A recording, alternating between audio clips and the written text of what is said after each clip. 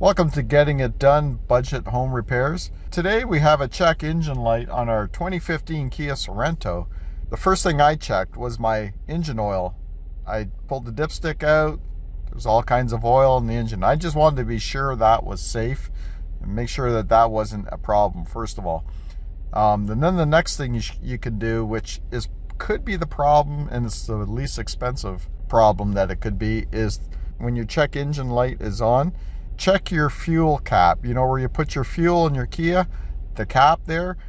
If that is not working anymore because it has something to do with the evap system, if that fuel cap is not doing its job, then that check engine light will come on. They say that is majority of the time that is the issue.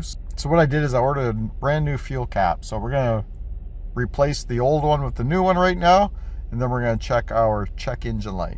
So here I got my new fuel cap in the mail. Comes with the tether for it.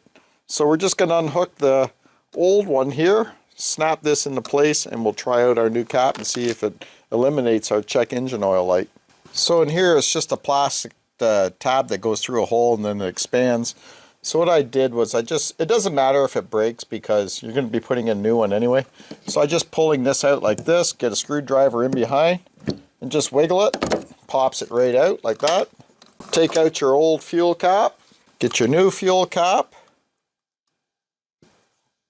put it in there like that, it just snaps in. Get your fuel cap, put it in the nozzle, filler neck. Did you see how it clicked? My old one wasn't clicking anymore. Hear that click? I got a feeling we have the problem solved here. So we'll close that up. All right, we're back inside the car. We're gonna start it up and see if our check engine light goes out. So you can see that it's on. It'll always be on when you first turn the key. It's when you start it.